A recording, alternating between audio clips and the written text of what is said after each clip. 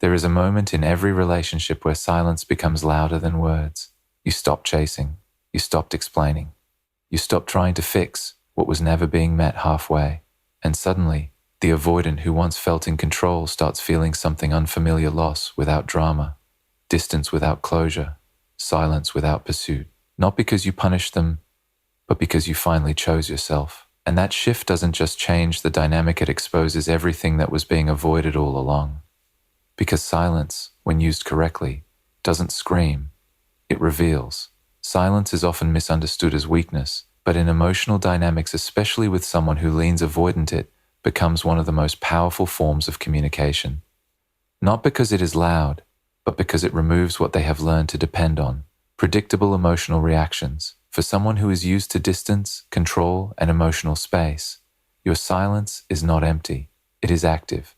It creates a kind of psychological environment where they can no longer rely on your presence to regulate their emotional world. Avoidant individuals tend to operate in a cycle where closeness triggers discomfort and distance restores their sense of safety. When they feel overwhelmed, they pull back.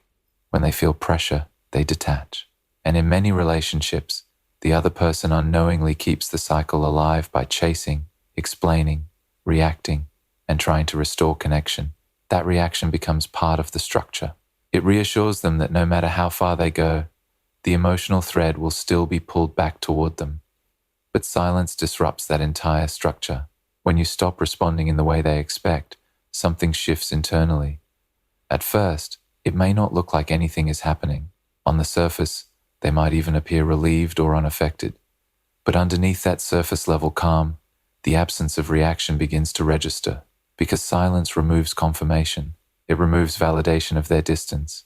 It removes the emotional feedback loop that allowed them to stay comfortable without confronting what they are avoiding. This is where silence becomes uncomfortable, not for you, but for them. An avoidant mind is often not used to emotional uncertainty from the other side. They are used to being the one who withdraws, the one who creates space, the one who controls the level of intimacy. But when the other person no longer fills that space with pursuit, explanations, or emotional pressure, a gap is created, and that gap does something important. It stops the system from functioning the way it always has. Instead of being met with pursuit, their withdrawal is met with stillness.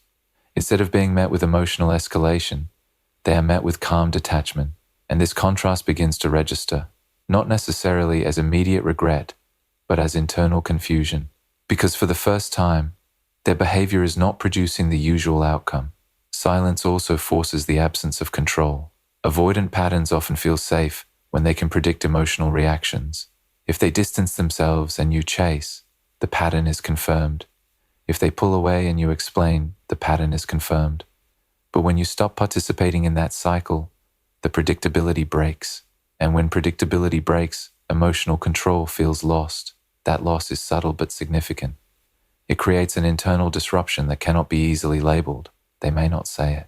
They may not even fully understand it. But something feels different. The emotional landscape they were used to navigating is no longer responding in familiar ways. And here is where silence becomes even more powerful. It removes emotional noise. Arguments, explanations, repeated messages, emotional reactions, all of these things, even when painful, create engagement. Engagement keeps the connection active, even if it is unstable. But silence removes engagement entirely. It does not feed conflict. It does not feed reassurance. It simply exists without offering emotional direction. For an avoidant individual, this absence can feel strangely unsettling because there is nothing to react to. And when there is nothing to react to, they are left with themselves. That is something avoidance typically tries to escape: direct emotional self-confrontation without external distraction. What makes silence transformative is not that it punishes, but that it reveals. It reveals patterns that were previously hidden under emotional motion. It reveals dependency they may not acknowledge. It reveals the space your presence used to occupy. And most importantly, it reveals that your emotional availability was part of the structure holding things together. When that structure is no longer reinforced, internal questions begin to form. Why is there no reaction? Why did the emotional pursuit stop? Why does this feel different now? These questions are not always conscious, but they begin to shape perception. And while silence may look like doing nothing, it is actually the removal of participation in an unhealthy emotional loop. It is the decision to stop feeding a dynamic that only worked when one person carried the emotional weight. In that stillness, something powerful happens. You are no longer reacting to avoidance, and when avoidance is no longer met with pursuit, it is forced to exist without its usual counterpart. That shift changes the emotional balance completely. Silence is not about winning or losing. It is about breaking the pattern that kept both people stuck. And in that space, the avoidant is no longer interacting with your reactions, they are interacting with your absence. And absence, when it replaces expectation, becomes the most difficult thing to ignore. Emotional distance is rarely as simple as not caring. In avoidant dynamics, what appears on the surface as indifference is often a deeply conditioned way of managing emotional overload. When closeness begins to rise, when expectations increase, or when emotional intensity becomes difficult to regulate, the avoidant system does not move toward connection, it moves toward distance. Not because there is no feeling, but because feeling too much, too closely, or too fast can feel overwhelming to their internal structure of control. When you step back, something subtle begins to happen inside that system. At first, the absence of your pursuit may feel like relief. Relief is familiar. Relief feels safe. It restores their sense of autonomy and emotional breathing room. But relief is not the end of the process, it is only the beginning of a deeper internal shift that starts when the emotional pressure they were used to managing in a certain way suddenly disappears. Avoidant individuals often regulate emotional intensity through space. That space is not just physical or communicative, it is psychological. Chase. It allows them to reduce emotional stimulation and return to a state where they feel in control of their internal world. But when someone who was previously emotionally engaged stops engaging, the distance stops functioning as a simple escape route. It begins to change meaning, because now the distance is no longer just something they created. It is something that has been mirrored back to them. This is where internal pressure begins to build quietly, not as panic, not as immediate regret, but as a subtle form of cognitive dissonance. The emotional system that once relied on your responses, your presence, your attempts to reconnect, is no longer receiving those inputs. And without those inputs, the internal narrative starts to lose its usual reference points. At a deeper level, avoidant attachment patterns are often built around emotional self-protection. Many individuals with this style learned early that depending too much on others can lead to disappointment, inconsistency, or emotional overwhelm. So they learn to minimize dependence.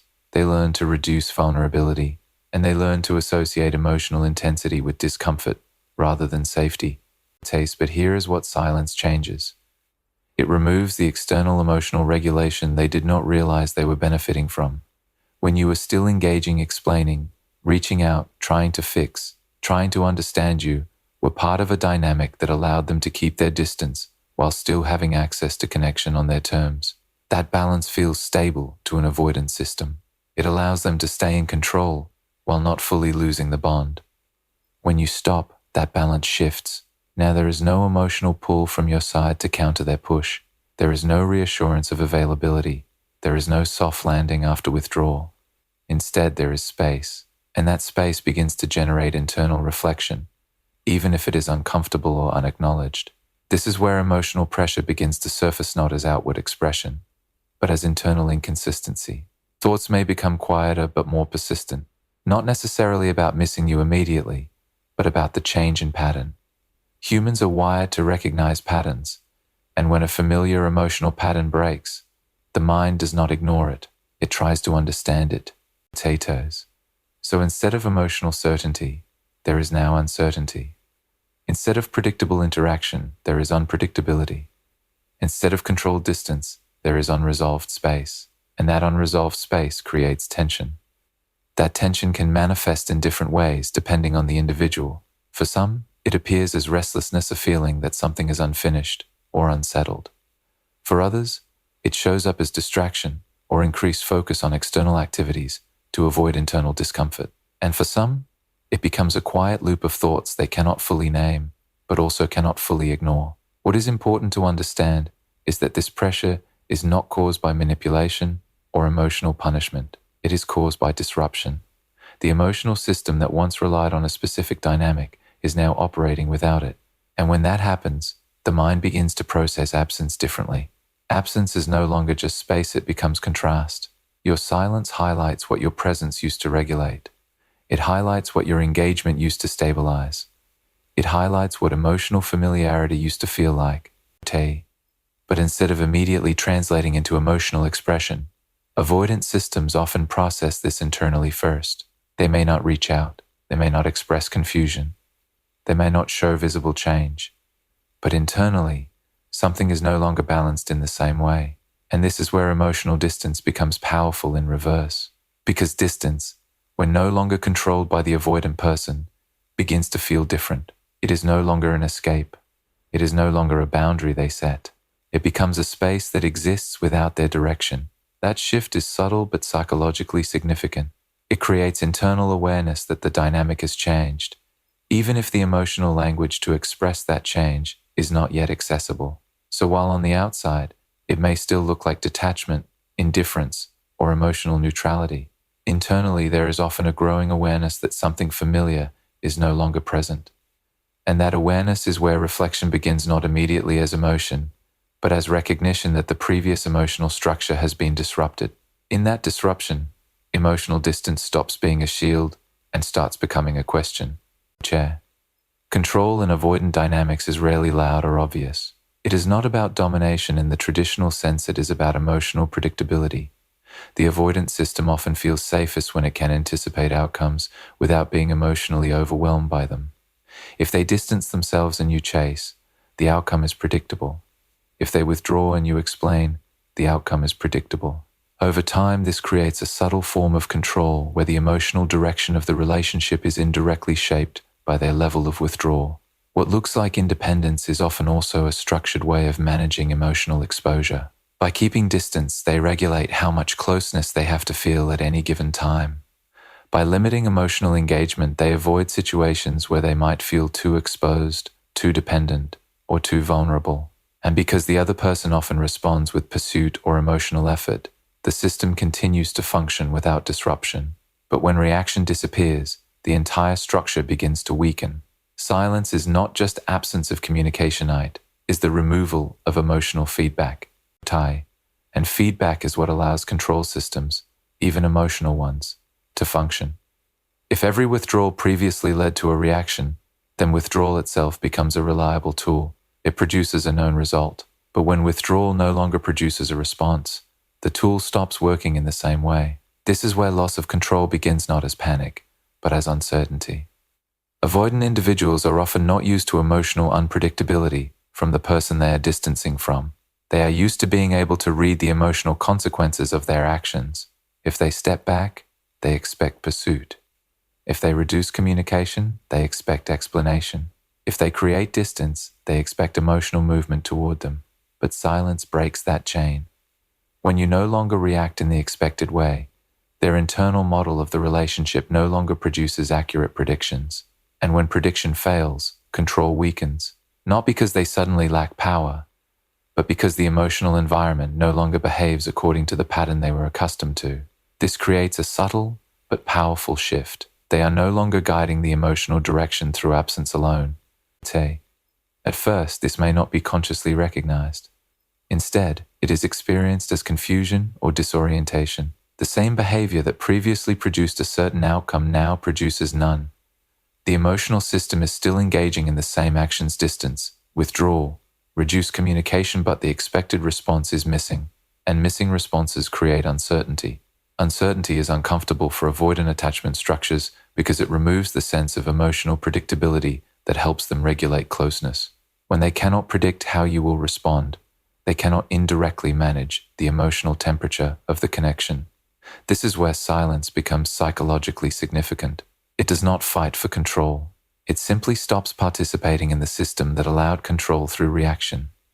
Without reaction, there is no emotional confirmation that the pattern is still active. There is no reassurance that withdrawal still produces impact. There is no evidence that distance still holds influence over the other person's emotional state. And that absence of confirmation creates a quiet shift in internal perception. Instead of feeling in control of emotional space, there is now a subtle awareness that the space is no longer responding. And when emotional space stops responding, it no longer behaves like something being managed. It behaves like something independent. That independence changes the internal experience of the avoidant individual, because what was once a predictable emotional environment is now unpredictable, and unpredictability forces attention. Even if that attention is not immediately emotional, it becomes cognitive. The mind begins to register that the usual emotional sequence is no longer functioning. This is where the illusion of control begins to break. It is not that the avoidant suddenly loses all power in the dynamic. It is that the mechanism they relied on, emotional withdrawal, producing emotional pursuit, no longer guarantees an outcome. And when a mechanism stops guaranteeing results, its authority weakens. Silence also removes emotional reinforcement. In many avoidant patterns, reinforcement comes in subtle forms: being chased, being reassured, being emotionally re-engaged after distance. These responses reinforce the idea that distance is effective. It confirms that stepping back has impact. But when silence replaces reaction, reinforcement disappears. And without reinforcement, behavior loses its emotional payoff. This creates a new internal experience. Actions no longer produce predictable emotional results from the other side. That unpredictability is not immediately labeled as loss, but it is felt as instability in the dynamic. Over time, this instability can lead to reflection, even if it is not immediate or direct. The avoidant individual begins to sense that the structure they were used to operating within is no longer responding in the same way. And when structure stops responding, the sense of control over emotional flow naturally decreases. Importantly, this is not about punishment or retaliation. It is about withdrawal from participation in a cycle that depended on reaction to function. Once reaction is removed, the cycle loses its power to regulate emotional direction. And in that absence, what remains is not confrontation, but imbalance. That imbalance is what creates the shift from feeling like the emotional distance is being managed to realizing that the emotional distance is no longer producing the expected influence. Your absence becoming the conversation is one of the most powerful emotional shifts that can happen in a dynamic with someone who leans avoidant. Because in many relationships, presence is assumed, presence is expected. Presence becomes background noise. People get used to it. They may not always respond to it deeply, but they rely on it being there. And over time, that presence becomes something they take for granted, even if they don't consciously admit it. But the moment you remove yourself from that constant availability, something changes in the emotional environment. Not instantly, and not always visibly, but undeniably. Your absence begins to create a space that was never felt while you were constantly engaging. And that space starts to speak louder than anything you could have said while you were still trying. Avoidant individuals by nature are often more responsive to distance than to closeness. Closeness can feel overwhelming, pressured, or emotionally intense. But distance creates contrast, and contrast is what forces awareness. When you are always there, always reaching, always explaining, your presence blends into the background of the relationship dynamic. It becomes expected, not examined. But when you stop, when you withdraw, when you become unavailable in the way they are used to, that expectation is disrupted, and disruption creates attention. At first, your absence may not be interpreted emotionally. It may be interpreted practically. They're busy, they're distracted, they're giving space, or even they'll come back to normal. This is the mind trying to maintain stability by assuming the pattern is temporary. But as silence continues, those explanations begin to lose strength. Because what was once a short gap in communication starts becoming a consistent absence of engagement, and consistency is what changes interpretation. Now your absence is no longer just a pause in interaction. It becomes a presence of its own, a silent presence, a gap that is noticed because it used to be filled, and that gap starts to carry meaning. What makes this powerful is that absence forces internal reference.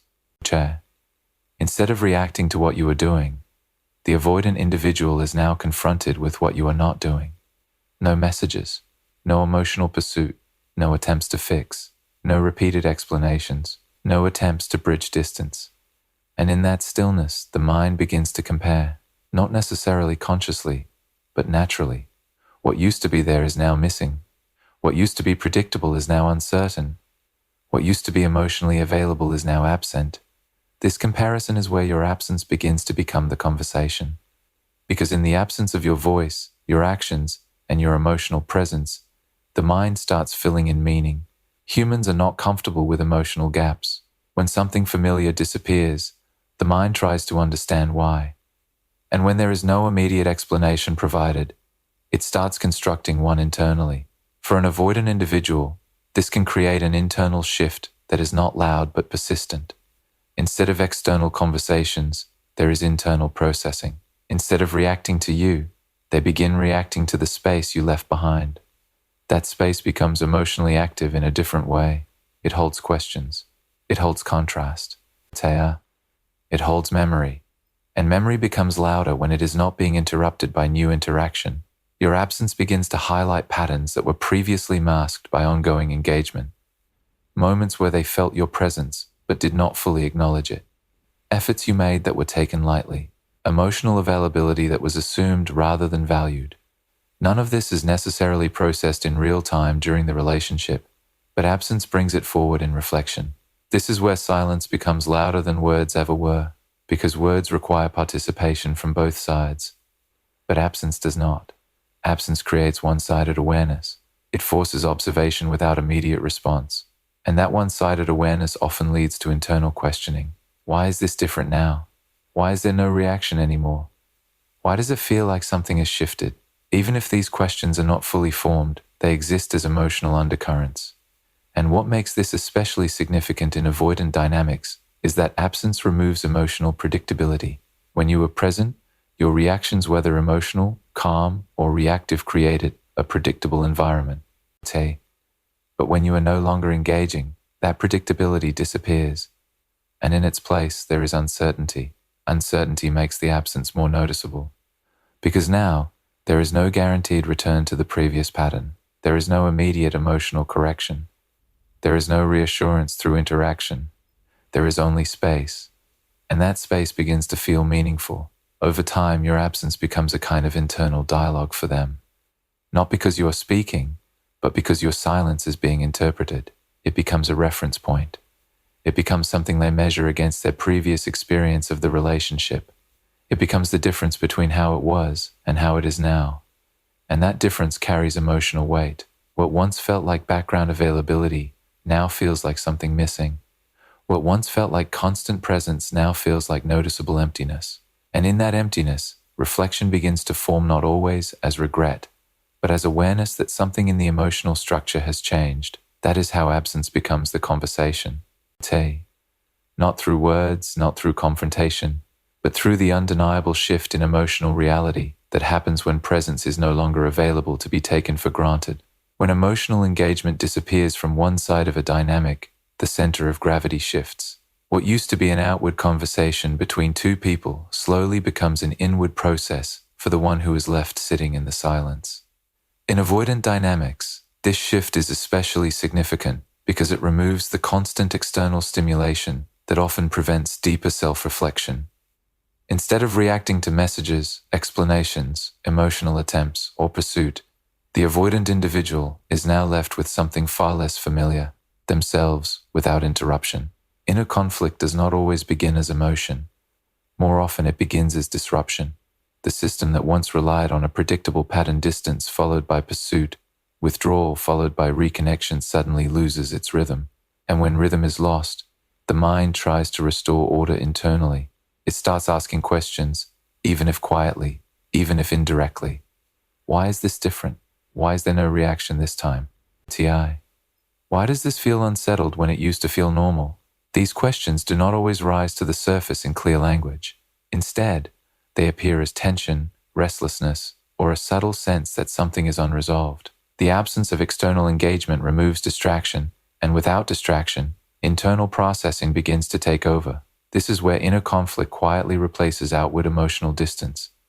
Avoidant individuals are often skilled at managing emotional discomfort by creating space. Space gives them breathing room. It reduces intensity. It allows them to regain a sense of control over their emotional environment. But when the other person no longer fills that space with pursuit or reaction, the space itself begins to change function. It is no longer just an escape route. It becomes a mirror, and mirrors are harder to avoid. Because now, instead of looking at the emotional reactions of someone else, they are indirectly confronted with their own internal state. Not in a dramatic or overwhelming way, but in fragments. A thought here, a memory there, a feeling that something is unresolved, even if it cannot be clearly defined. This is where inner conflict begins to form, not as chaos, but as subtle contradiction. One part of the mind may still lean toward detachment, reinforcing the idea that distance is safety, that emotional closeness is risk, that disengagement is control. But another part begins to register the absence of something that used to exist. Not necessarily longing at first, but awareness. Awareness that the emotional environment has changed and is no longer responding in familiar ways. This duality creates tension because the avoidance system is now holding two competing realities. On one side, the learned behavior says that distance is necessary for emotional stability. On the other side, the absence of response creates uncertainty that cannot be fully explained by that same logic. Both truths exist at the same time, and neither fully cancels the other out. That is where internal conflict lives. What makes this even more complex is that the conflict is internalized rather than expressed. Instead of communicating confusion or emotional shift, the avoidant individual processes it privately. They may not reach out. They may not acknowledge it openly. But internally, something is no longer aligned in the same way it used to be. This internal misalignment often leads to reflection that is fragmented rather than structured. Memories of interactions may surface unexpectedly. Moments that were previously dismissed may reappear with different emotional weight. Things that once seemed minor may now feel more significant in hindsight. Not because the events have changed, but because the emotional context around them has shifted, and that shift is driven by silence. Silence removes immediate resolution. When there is no external engagement to clarify or reset the emotional dynamic, the mind is left to interpret on its own. An interpretation without feedback naturally leads to internal loops. Thoughts revisit themselves. Questions repeat without answers. Emotional responses are felt internally but not resolved externally. This is where inner conflict deepens, not because something new is happening, but because something familiar is no longer being stabilized by interaction. At a deeper level, this process challenges the avoidant's usual way of maintaining emotional balance. They are used to regulating closeness through distance, but now distance itself carries emotional weight because it is no longer being balanced by connection on the other side. The absence of pursuit removes the equilibrium they were accustomed to, and when equilibrium is lost, the system starts to self-correct internally. Self-correction in this context does not always mean immediate emotional change or reconciliation. It often means internal questioning, emotional discomfort that is not fully acknowledged, and a growing awareness that the previous dynamic is no longer functioning in the same way. This awareness can remain subtle for a long time, but it continues to exist beneath the surface. Over time, this internal conflict may lead to increased introspection, not necessarily toward action, but toward understanding. The mind begins to revisit the emotional structure of the relationship without the noise of ongoing interaction. And in that quiet space, patterns become more visible than they were before. What once felt like controlled distance may begin to feel more complex. What once felt like independence may begin to carry a sense of emotional weight. What once felt stable may begin to feel uncertain in its absence of response. This is the quiet reality of inner conflict. It does not announce itself loudly. It builds gradually, in the absence of external resolution, until the mind can no longer ignore the fact that something internal has shifted and is no longer aligned in the way it used to be. When external reactions stop, something very important happens in human psychology. Attention turns inward. For avoidant individuals especially, this shift is not comfortable at first, because their usual way of managing emotional intensity is through distance, distraction, or control of space. As long as there is external engagement, messages, responses, emotional chasing, or explanations, the mind can stay oriented outward. It can stay busy with interaction. It can avoid sitting too long with itself. But silence removes that option. When nothing is being pursued, fixed, or emotionally managed from the outside, the internal world becomes unavoidable. And that is where self-reflection begins, not as a sudden realization, but as a slow exposure to one's own emotional patterns without distraction.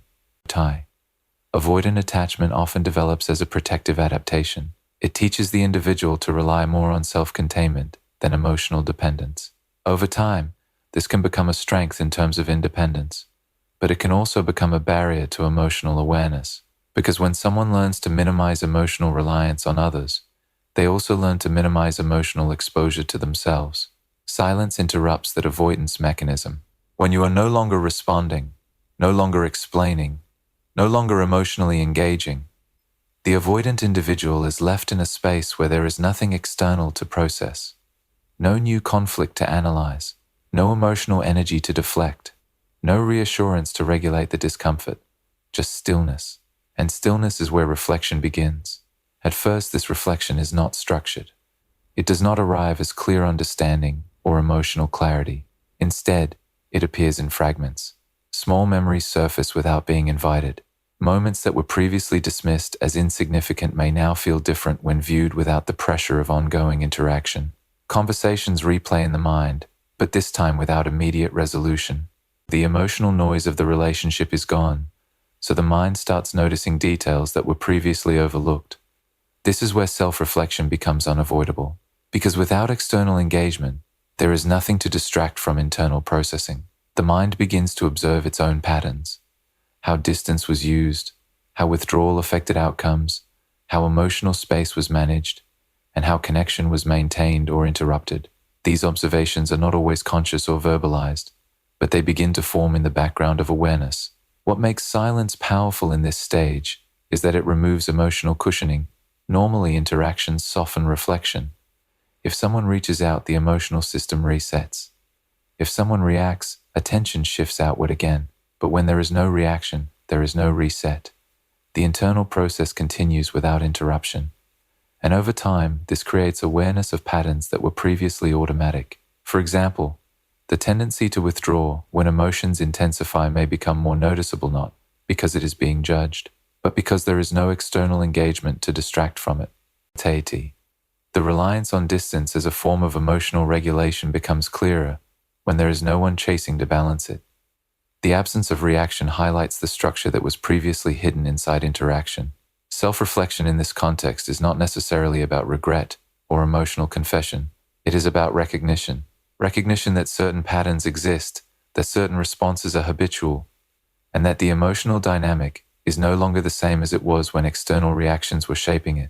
This recognition can be uncomfortable because it removes the illusion that emotional distance operates without consequence. It shows that absence is not neutral when it follows engagement. It shows that silence carries meaning when it replaces interaction. And it shows that internal emotional responses continue even when external expression stops.